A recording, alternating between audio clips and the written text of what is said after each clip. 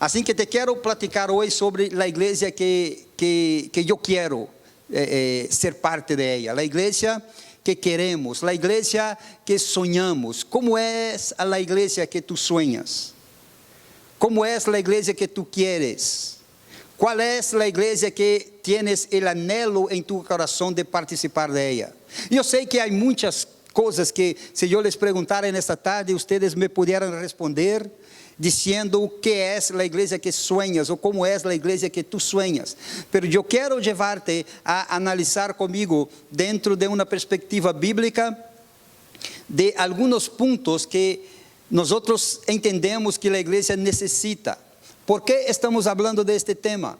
Porque estamos vendo, hermanos, que as estatísticas dizem que há números dentro de nuestras iglesias que são os mesmos de afuera de la iglesia. Números que dizem, por exemplo, que o divórcio hoje dia dentro de las iglesias é 2% menos nada mais que fuera de la iglesia. É algo impressionante, ¿verdad? É algo impressionante o número de jóvenes que dentro de nossas igrejas que estão saindo de dentro de nossas igrejas. É impressionante o número de hijos que estão abandonando seus padres. É impressionante o número de pessoas de dentro de nossas igrejas que não se casam e vão a viver juntos e saem da igreja porque querem viver juntos sem casar-se.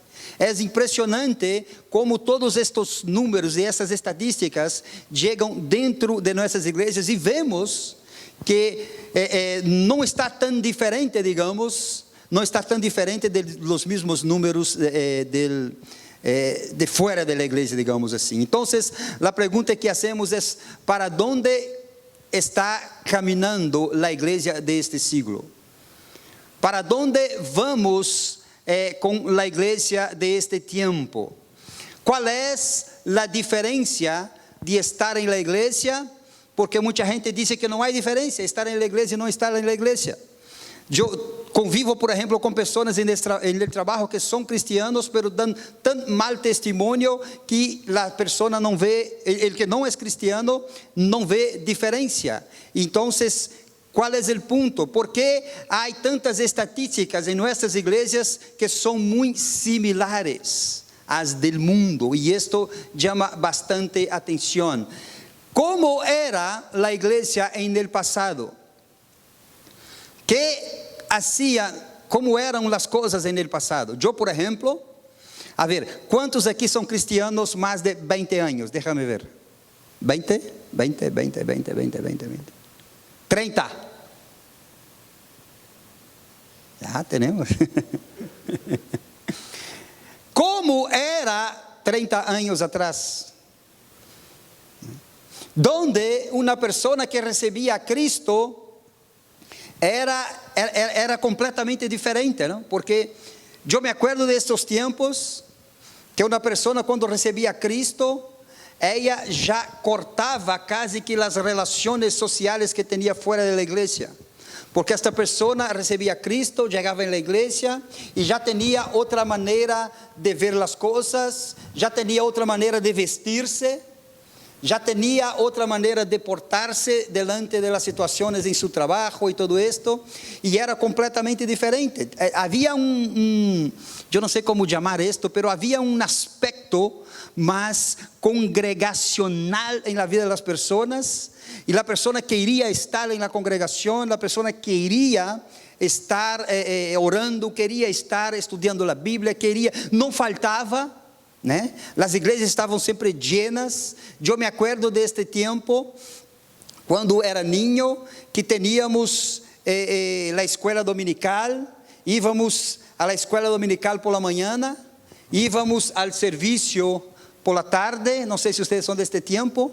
Eu, como bom presbiteriano, teníamos nossa escola dominical em la manhã, donde nós íamos. Eu, quando niño, me acuerdo estar yendo a la escola dominical e aprendendo as histórias da Bíblia e haciendo la tarea para o próximo domingo. Então, teníamos todos estes aspectos e Dentro de nuestras iglesias se cantaban los himnos. ¿Quién se acuerda de los himnos que se cantaban dentro de las iglesias, verdad? Se cantaban los himnos del himnario. Y era bueno esto. Ahora, yo sé muy bien que Dios nos lleva de tiempos en tiempos.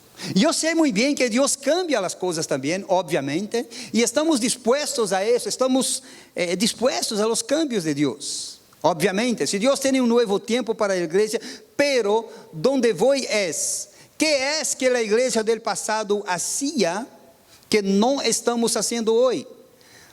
Porque como ha cambiado, digamos assim, entonces parece que hay dos iglesias, y es de esto que yo quisiera hablar con ustedes hoy. Hay de verdad una iglesia que podemos identificar como una iglesia de personas que de verdad quieren servir a Dios. Hay un pueblo y hay un remanente que de verdad nosotros sabemos que ellos aman a Dios y que quieren estar en la casa de Dios y que pagan el precio por estar en la casa de Dios.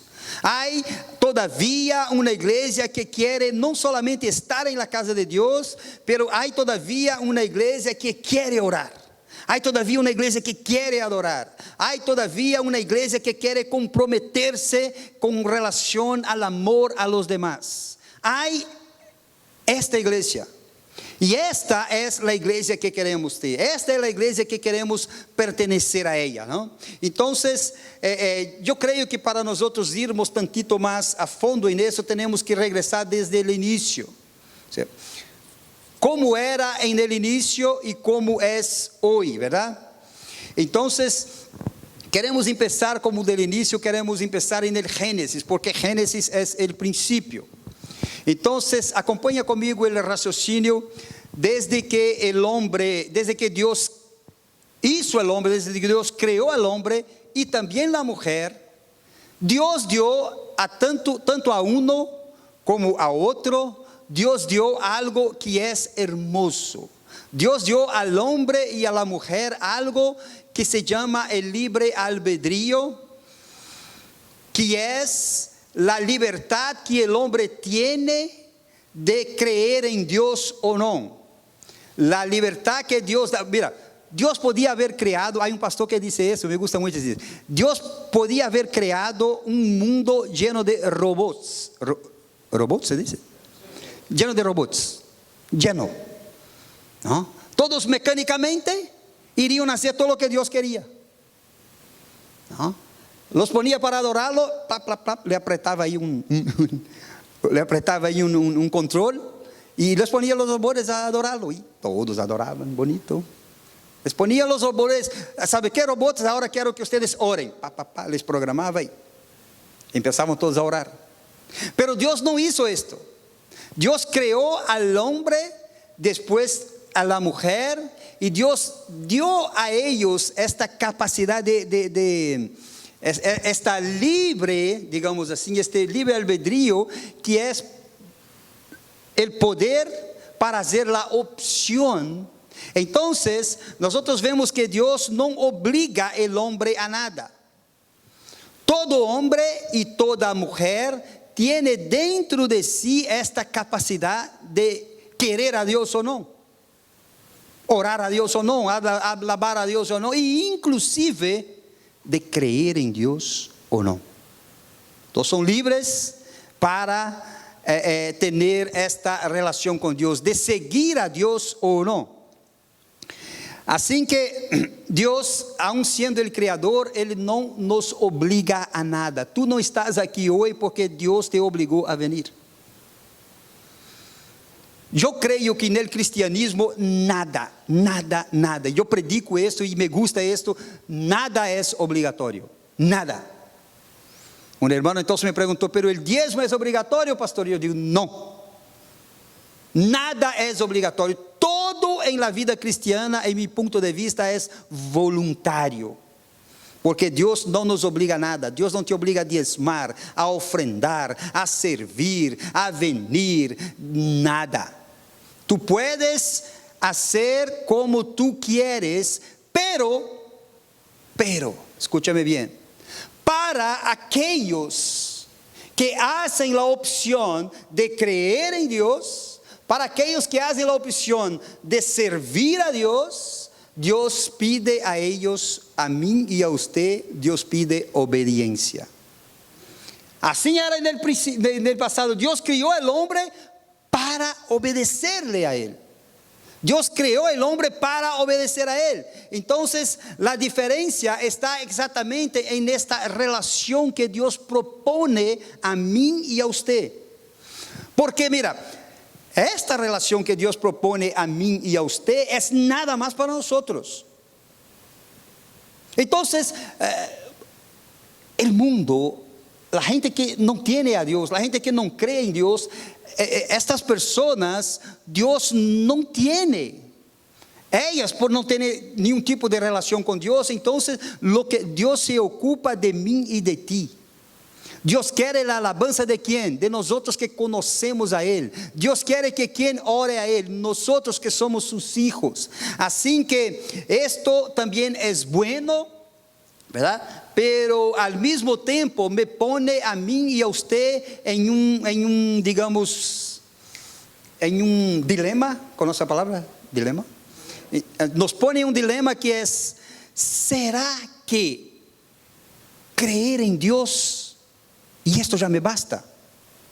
¿O será que servir a Dios y venir a la iglesia, esto ya me basta? Yo que sé cantar, o yo que sé tocar un instrumento, yo venir y tocar el instrumento y ya me basta. Yo hacer lo que, de acuerdo con el talento que yo tengo para el reino de Dios, ¿será que esto me basta? Entonces, todas estas preguntas son las preguntas que queremos tratar de contestar. Mira bien, el hombre cuando él cae, él huye de Dios. Y eso vamos a ver aquí con la palabra. Cuando el hombre peca, él se esconde de Dios. Cuando el hombre está fuera de la cobertura, digamos, de la cobertura de Dios, él entonces va a caminar solo, porque él salió de la cobertura de Dios. Como el hijo pródigo, ¿se acuerdan? El hijo pródigo estaba dentro de su casa y tenía todo de su padre, tenía su casa, y ahí no pagaba por la comida, y no pagaba por la bebida, y estaba bien, y todo eso, pero él quiso salir de la presencia de su padre. Cuando él sale también de la cobertura de su padre. ¿Por qué sale de la cobertura? Porque su padre ya no está viendo a él, y ya no le puede dar esa cobertura. Entonces, el hombre, cuando él peca, él trata de huir de Dios. Génesis 3, versículos 9 y 10 dice: y llamó Jehová Dios al hombre y le dijo: ¿dónde estás tú? Y él respondió: oí tu voz en el huerto y tuve miedo porque estaba desnudo y escondíme. Así que el hombre que camina solo, sin Dios, por sí solo, solamente del hombre estar solo y vivir fuera de la presencia de Dios, yo creo que hablé esto aquí la semana pasada, en mi opinión, él ya vive un infierno en su vida. Porque no hay infierno más grande vivir que vivir en la ausencia de Dios.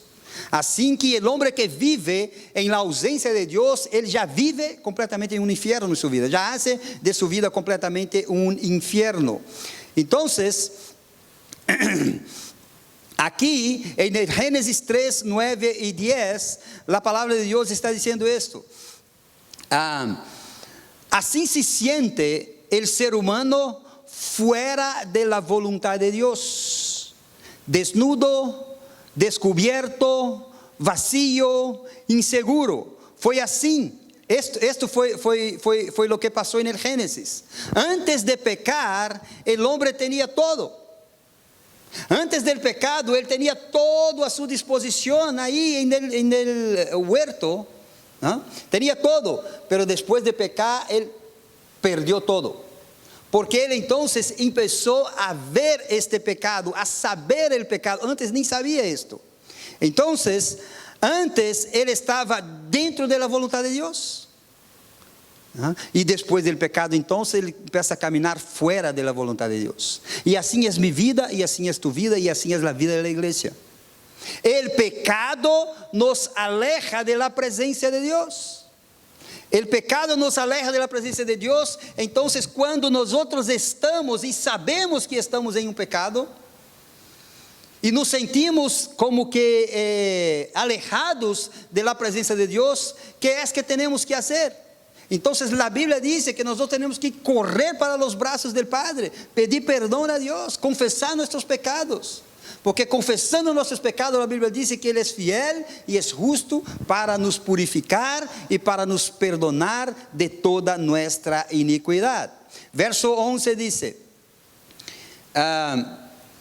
y díjole, ¿quién te enseñó que estaba desnudo? ¿Has comido del árbol de que yo te mandé no comieses? La pregunta para Adán fue clara y objetiva. ¿Quién te enseñó? La iglesia hoy en día necesita saber esto. La iglesia que quiere caminar en la presencia de Dios necesita saber quién le enseña. La iglesia que quiere caminar en la presencia de Dios tiene que saber quién le enseña. La iglesia quiere saber la verdad, necesita saber quién le enseña, quién le predica, quién le profetiza, quién le revela, quién le aconseja, quién está entrando dentro de las casas y aconsejando los matrimonios que están a la orilla del divorcio. La iglesia necesita saber quién está aconsejando a sus hijos. Tú necesitas saber. Esta iglesia que nosotros queremos es la iglesia verdadera, la iglesia que sabe y la iglesia que tiene personas que viven de esta manera a punto de que tú tengas, a punto de que tú sepas que tú estás en un lugar y que en este lugar se está predicando la verdad de Dios. La semana pasada conocí a un matrimonio joven brasileños, tiene 18 años de casados, y ellos se congregan en una iglesia canadiense, el nombre no importa, se congregan en una iglesia canadiense y ellos estaban locos buscando por un pastor. Y yo había trabajado con este hermano en un trabajo que hicimos en Newmarket y lo conocí ahí trabajando. Y le di mi número de teléfono, le dije que era pastor, pasamos todo el día trabajando este día y hablando de las cosas de Dios. Así que ahora, en este tiempo de coronavirus, la iglesia está cerrada y la iglesia de él básicamente no tiene actividades. Entonces, con muchos problemas con su esposa, se acordó de nosotros y nos llamó por teléfono. Me dijo, pastor, estoy desesperado, creo que yo y mi esposa vamos a divorciarnos, necesito ayuda de un pastor, ¿usted puede me ayudar? Mira, estamos aquí para esto. En este mismo día, yo estuve con él, con su esposa en su casa, y hablamos, me quedé casi 4 horas en su casa y hablamos y leímos la Biblia y oramos con él, oramos con su familia y pudimos ver la mano de Dios ahí restaurando esta casa, restaurando esta familia. Un matrimonio con 3 hijos, ¿no? Y así como ellos, hay muchos otros. En este tiempo donde muchas iglesias están básicamente mira, porque una cosa es lo que yo les dije al inicio. Dios nos dio una estrategia para los tiempos difíciles donde no podíamos venir aquí, que son los servicios online que estábamos haciendo. Pero la gente sigue con problemas. Los matrimonios siguen con problemas. Dicen que más problemas aún, ¿verdad? Ahora que están todos en la casa, están más problemas de los matrimonios, ¿no? Entonces, mira, siguen con problemas. El coronavirus no paró a la gente de tener problemas.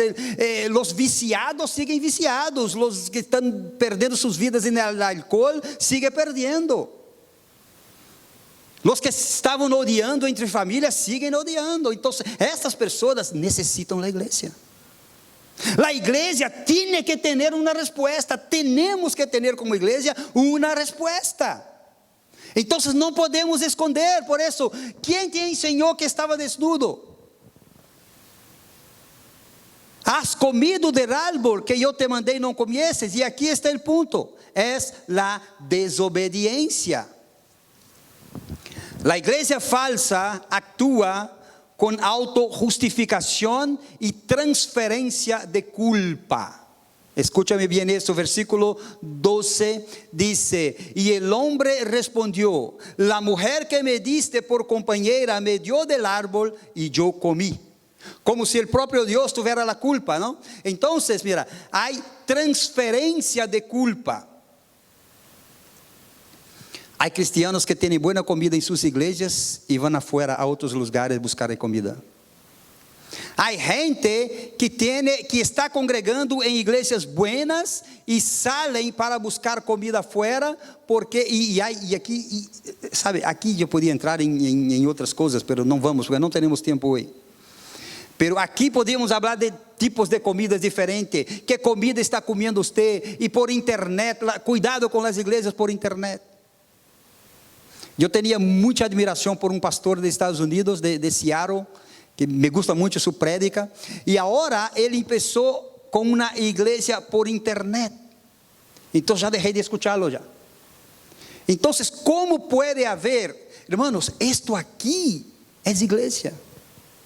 Donde podemos venir y estar un con otro. ¿Cómo vamos a tener comunión si no estamos juntos? No hay cómo. Entonces, este es el punto. Si tienes buena comida dentro de tu casa, ¿para qué salir afuera?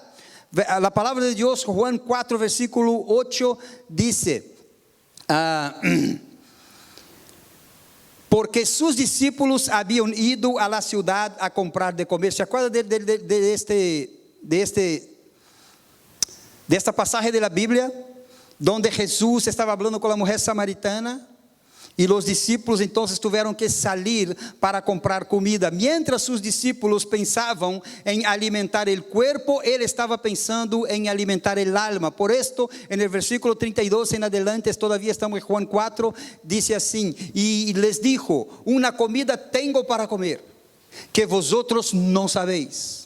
Entonces los discípulos decían el uno al otro: ¿se le habrá traído a alguien de comer? Díceles Jesús: mi comida es que haga la voluntad del que me envió y que se acabe su obra. Lo que Jesús estaba queriendo decir era más o menos esto: o sea, ustedes no tienen que buscar comida afuera, porque yo soy el pan de vida. Entonces, este es el punto. Eva también transfirió la culpa, porque la iglesia falsa transfiere la culpa. La iglesia falsa siempre va a buscar una disculpa por no atender a la gente. La serpiente me engañó, yo comí. Así que Adán a Eva, transferencia de culpa. Eva a la serpiente, transferencia de culpa, de culpa, perdón. Cuidado, iglesia. Hay mucho tipo de alimento disponible en el mercado, pero hay que tener mucho cuidado con qué estás alimentando tu vida, con qué estás alimentando tu alma. Hay que tener cuidado si estás alimentando de verdad de la palabra de Dios. Hay que tener cuidado si estás alimentando, porque hay alimento puro, pero también hay alimento impuro. Pero esta gente sigue gritando, esta gente sigue necesitando de una palabra, esta gente sigue necesitando que tú llegues ahí, esta gente sigue necesitando que yo y usted pasemos tiempo con ellos. Este matrimonio que yo pude ver, hermanos, la mujer lloraba así y quedó casi que 10 minutos llorando, casi que gritando, diciendo que como necesitávamos esto. Los hijos ya estaban desesperados porque ya no sabían más, ya no querían más ver su padre y su madre estar peleando tanto. Pero entonces estas personas están ahí. ¿Dónde están los hijos de pastores que gritan por sus padres, que ganan miles para Cristo, pero dentro de su casa pierden su familia. Hay muchos. ¿Cuál es la respuesta de la iglesia falsa? No soy guardador de mi hermano. No tengo tiempo para ellos. Muchas gracias, me voy. Por esto, la iglesia verdadera, cuando sabe, la iglesia verdadera no responde así. Porque la iglesia que teme a Dios, ella sabe la razón de su existencia. Nosotros sabemos la razón de nuestra misión. Nosotros sabemos el compromiso que tenemos con la verdad. Entonces nosotros como iglesia verdadera, nosotros no podemos contestar como contesta la falsa. No soy guardador de mi hermano. Al contrario, tenemos que decir, heme aquí. Envíame a mí. Yo voy por esta casa. Yo voy en esta familia. No me importa si tenía otras cosas que hacer. Yo voy a atender a estas personas. Yo voy ahí. Yo voy ahí para dar una respuesta a ellos. La iglesia falsa lleva tristeza al corazón de Dios. La iglesia falsa lleva tristeza porque Dios se queda triste con la actitud de esta iglesia. Quiero terminar en esta tarde. Teníamos muchas cosas, pero vamos a tener tiempo. Yo quiero terminar en esta tarde con la palabra de Dios en Apocalipsis, capítulo 2, y el versículos 1 al 5.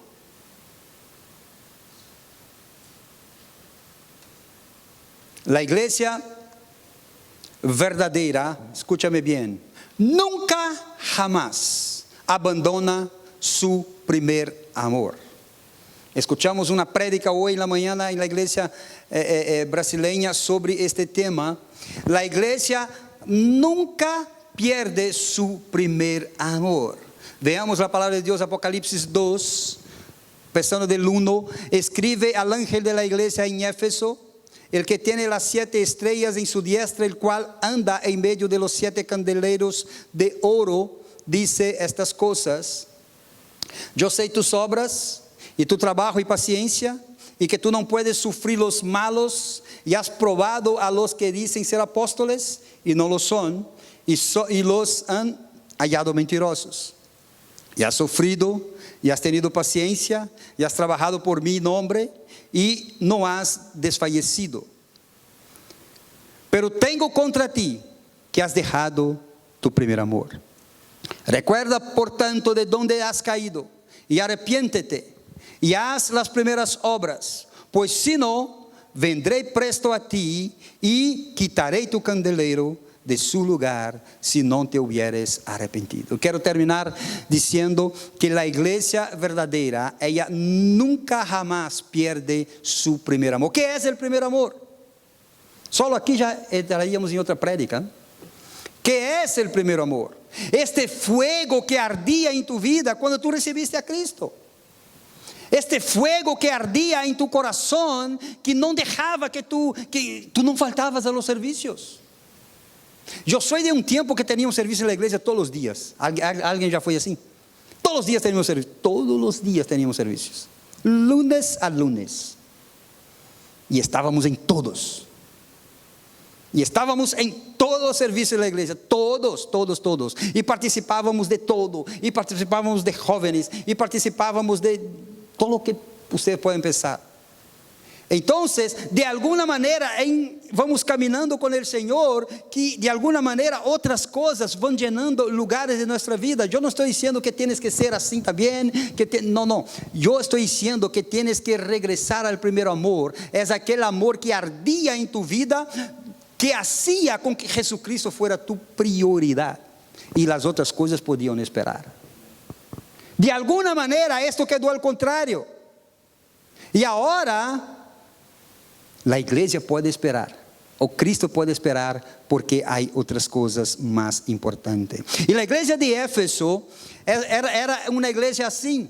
Éfeso era la segunda ciudad más importante de todo el reino. Era Roma y después estaba Éfeso. Y Éfeso ahora recibe esta carta de Juan.